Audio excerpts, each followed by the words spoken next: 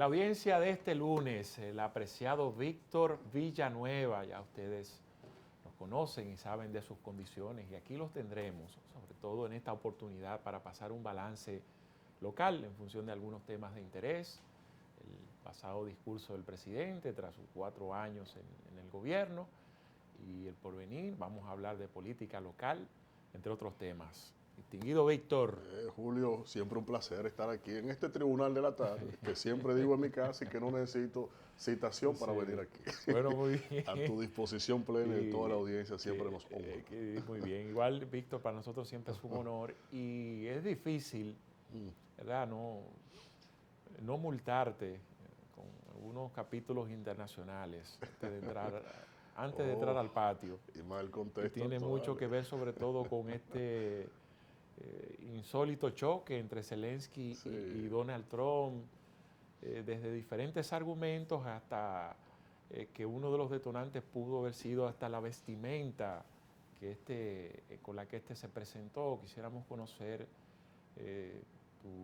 tu opinión acerca de esta situación que se presentó. Bueno, yo siempre dije que con la administración de Donald Trump nueva íbamos a tener un escenario totalmente inédito, convulso, y que sin lugar a dudas se ha empeñado en que en las pocas 6 semanas que tiene la Casa Blanca se haya hablado de todo en el planeta. Sí. Y en este caso, lo que acabamos de significar no es más que otra forma de él expresar la mentalidad que él entiende con la cual se debe conducir la principal potencia del mundo. En este caso, un escenario totalmente bochornoso, cómo se preparó. Desde mi punto de vista, en lo subjetivo entiendo que Zelensky fue llevado a una encerrona, a un escenario preparado en el Salón Oval, en donde lo esperó con la prensa. No fue una reunión íntima, no fue una reunión de la que, en esencia, cuando revisamos las distintas visitas de Zelensky a la Casa Blanca, tú podrás ver el patrón, el denominador común de que se reúnen y horas después sale y da algún tipo de declaración. La declaración no se da en el marco de la reunión, la declaración no antecede la reunión, porque los temas que hay que hablar con un presidente, con un Estado en guerra, y en guerra frente a una potencia antagónica a los Estados Unidos, no son cualquier cosa. Sí. Ahí no es solo el factor de que le voy ganando, no, es hasta la retroalimentación de las tácticas militares y los equipamientos militares, la tecnología de comunicación militar que tiene Rusia y que está desplegando en Ucrania. Eso es un escenario, es un laboratorio, es un termómetro para los intereses estratégicos de defensa de los Estados Unidos. Hasta para eso, para no englobar ahí en una lista grande. Pero el asunto es que esto es un escenario que pasará a la historia, es un episodio que es lamentable, que cuando tú dices el tema relacionado a la vestimenta, yo solo me pregunto, ¿y a Elon Musk? ¿Cómo él le dice que va vestido?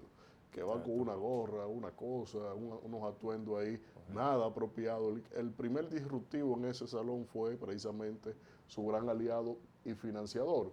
Por lo tanto, creo que el presidente Donald Trump ha caído en un error. Y la reacción de toda Europa con respecto a Zelensky así lo grafica. Y pone un escenario bastante duro para el presidente, para los Estados Unidos. Dudo que Donald Trump esté entendiendo esto. Lo primero es que América Latina está dividido en tendencias ideológicas. Segundo, tú tienes el contexto de África que está predominado por China en cuanto a la obtención de todos los recursos naturales de este continente.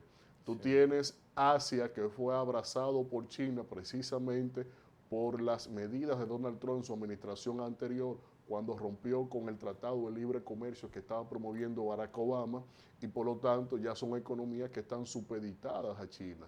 La India tiene una correlación con China única, por ejemplo, hasta con Rusia, y no ha tomado ninguna receta de las sanciones hacia Rusia.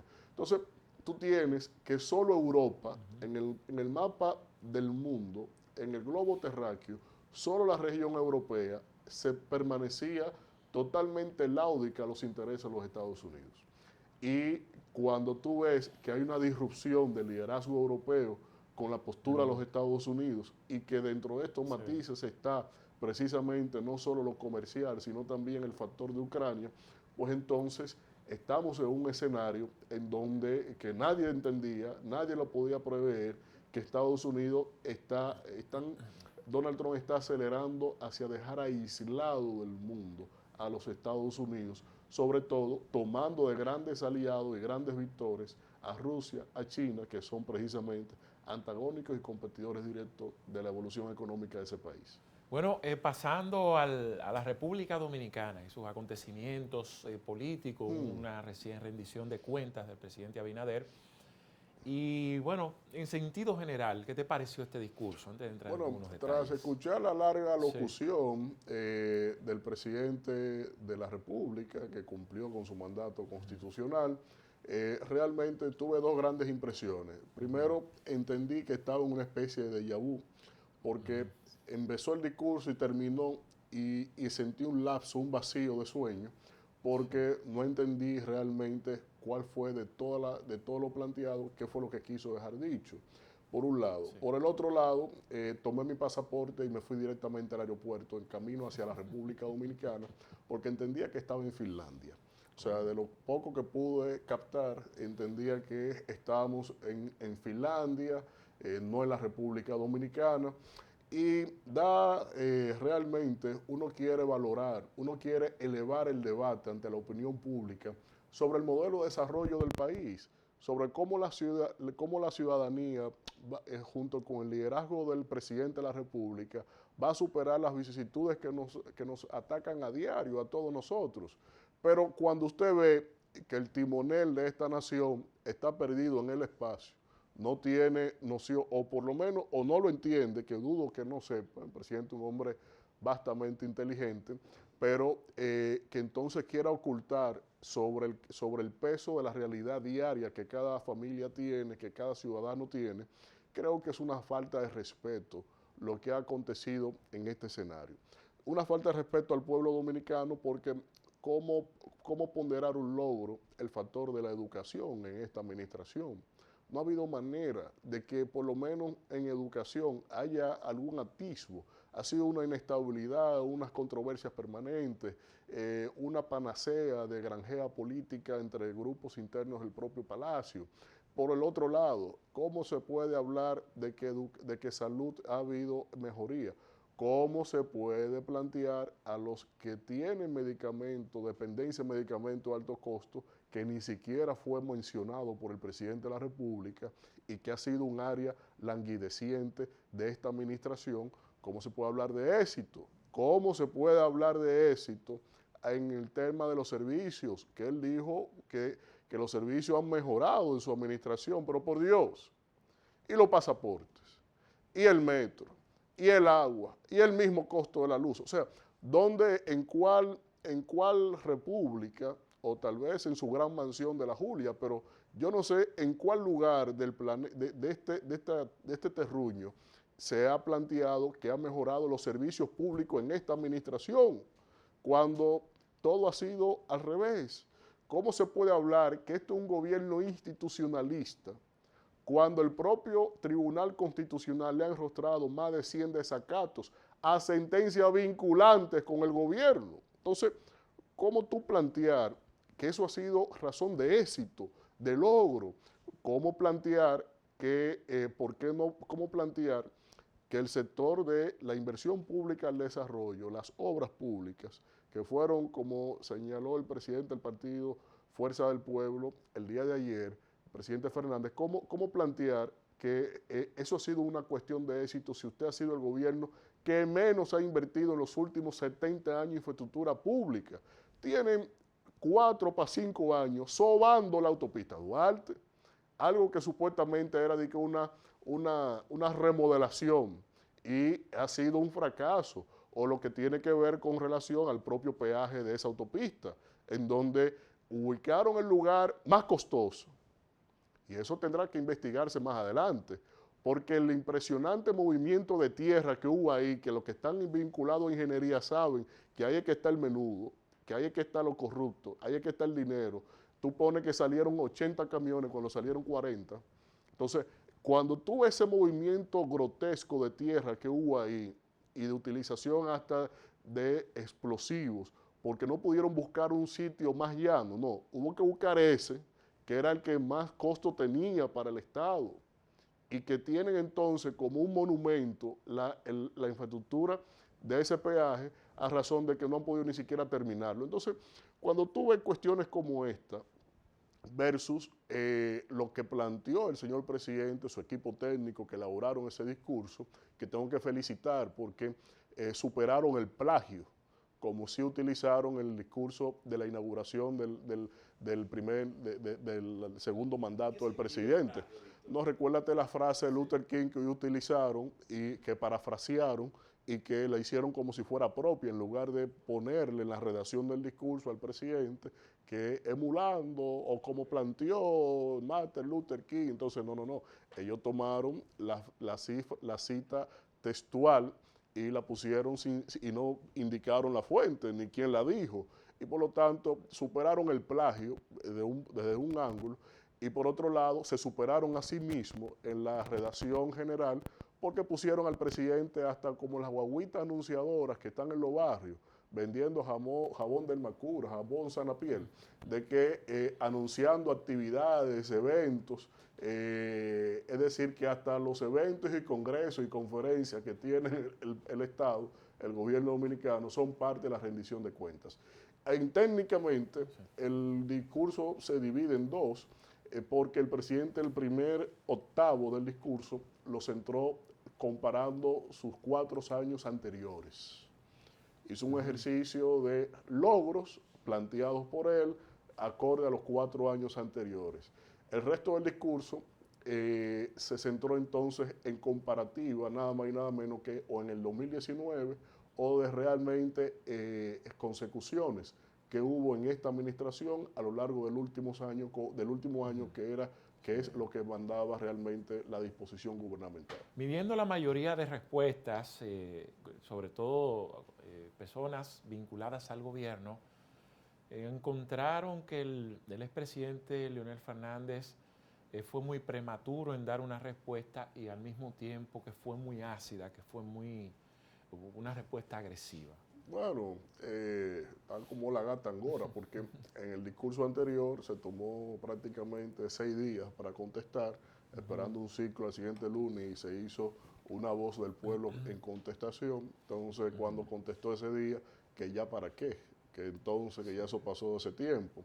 En realidad se estila que todas las declaraciones de contestación de discurso como ese se hacen en caliente. De hecho, las grandes cadenas, para seguir con el frenesí de los Estados Unidos, las grandes cadenas estadounidenses ya tienen colocado un oficialista y un opositor previamente en el lugar in situ donde se pronuncia el discurso para contestar el discurso. Y son impresiones iniciales. Y además se entiende que, dado a lo burdo que fue el contenido en la manipulación de datos y estadísticas, como el caso del endeudamiento externo, por ejemplo, esos son datos que no necesita ir a un cuarto frío a analizarla. Esos son datos que se tienen bastante parametrados y se puede contestar de manera inicial. Y la impresión inicial fue obviamente distendida el día de ayer, que es una semana prácticamente después del discurso del presidente, en el marco del cierre del Congreso Franklin Almeida y de la apertura del Congreso elector Manolo Tavares Justo, que se desarrolló el día de ayer por la Dirección Central y Política del partido. Bueno, tomando en cuenta este discurso, hubo una demostración de poder de los llamados presidenciables del PRM, es decir, subiendo cada uno, algunos de ellos con músculo de diputados, de congresistas.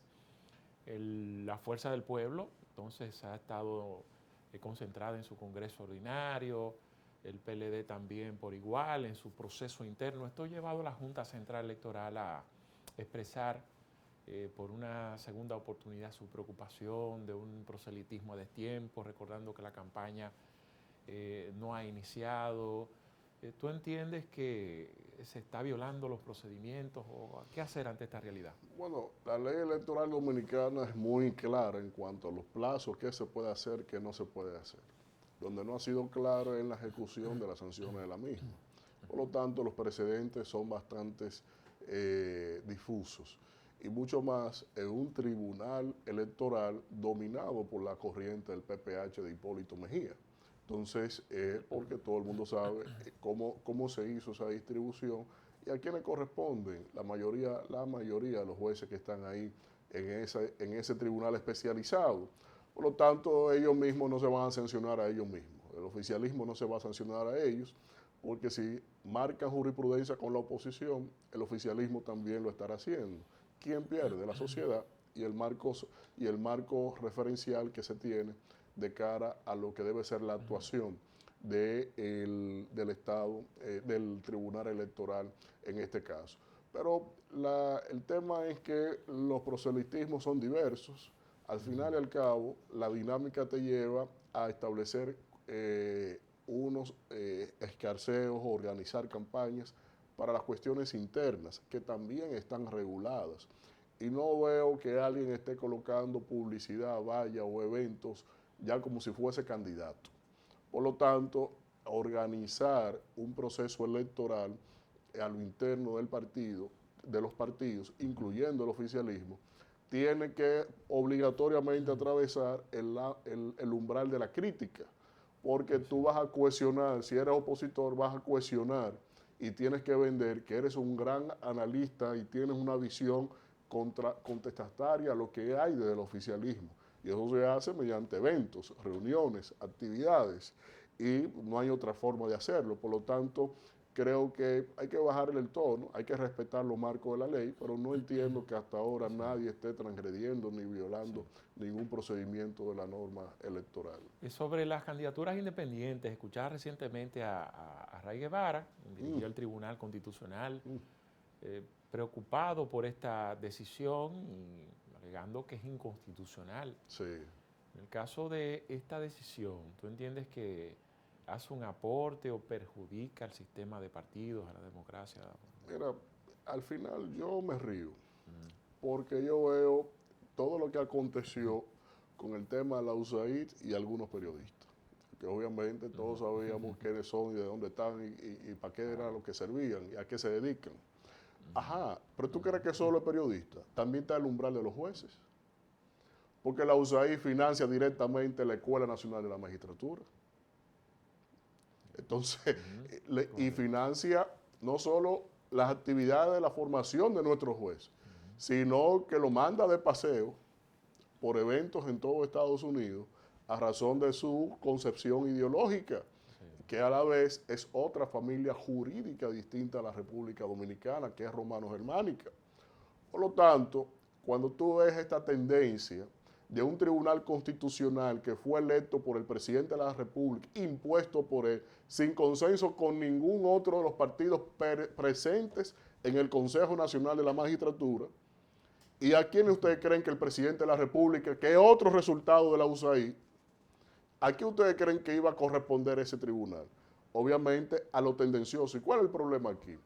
Y aquí hay que verlo fuera de la cachucha de un partido específico, sino como un militante político del país que soy. ¿Qué pasa aquí? Aquí tenemos que Euclides Gutiérrez Félix señalaba muchas veces que el problema del PLD en el poder era la hegemonía, la independencia de las decisiones que tenía el PLD. Aquí se legislaba con la reunión del comité político y no con dejando los escarceos o los lobbies que montaban estas agencias y estos personajes. Entonces, esa independencia generó mucho malestar. Y ahora entienden que la mejor manera es que República Dominicana no tenga una partidocracia fuerte, que es la acepción desde nuestra fundación de la República. Aquí lo que ha existido es esencialmente el acceso al poder mediante lo que son los partidos políticos, que son los mecanismos perfectos o imperfectos que tiene la sociedad para filtrar a quienes son los que se colocan ahí. Por eso laceran mucho cuando hay un diputado electo narcotraficante, como se le enrostró al PRM. Lacera mucho porque ellos debieron de servir de filtro. Abusaron de la licencia constitucional de ser una entidad privada con fin público, que son los partidos políticos acorde a la Constitución. Entonces, lo que ha hecho el Tribunal Constitucional, yo me sustento totalmente con lo expuesto por el magistrado Milton Ray Guevara, de que es una estocada directa al nervio central de nuestra democracia. Y no se esperaba menos de un tribunal que es totalmente correligionario a los intereses de la USAID y de los Estados Unidos. Fíjate que vendrá ahora otra decisión que no había pasado en el tribunal anterior, en los miembros anteriores, y viene otra decisión que está ahí guardadita, que es en relación a utilizar los aeropuertos dominicanos, la presencia efectiva fronterizo de los Estados Unidos, para que ellos decidan quién sale y no sale del país con la excusa de que los vuelos dominicanos sean considerados vuelos internos de los Estados Unidos, algo que no le ha funcionado ni con Inglaterra, que es su principal aliado. Entonces, a ese grado es lo que estamos nosotros supeditando nuestra democracia. Entonces ahora ellos con sus mismos recursos y mecanismos inflan a un salvador, inflan a un cura, inflan a un teniente, inflan a un comediante, y ese entonces avasalla con el mismo mecanismo que ya probaron con lo de la Marcha Verde. Entonces, eso es peligroso, pernicioso, y tenemos que estar alerta a eso. Yo veo a los partidos políticos, incluyendo el mío, muy timoratos en la reacción pública de lo que eso tiene, para no lacerar el tema diplomático que los Estados Unidos, si nos dividimos en eso y le dejamos el escenario a Dios partidos políticos, y no porque seamos débiles ni nada por el estilo, no. Insisto, nuestra historia republicana es partidocracia.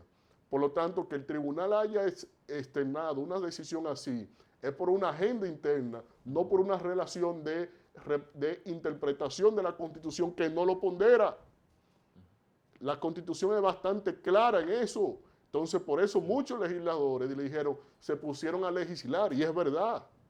Entonces, eso es un tema lacerante y que puede tener unas implicaciones que cuando la tengamos encima, es que vamos entonces a reflexionar de la etimología del semejante problema que creó el Tribunal Constitucional con esa decisión aviesa, tendenciosa y correligionaria a los Estados Unidos vía la USAID, que son la mayoría de los jueces que fueron electos por Luis Abinader ahí dentro.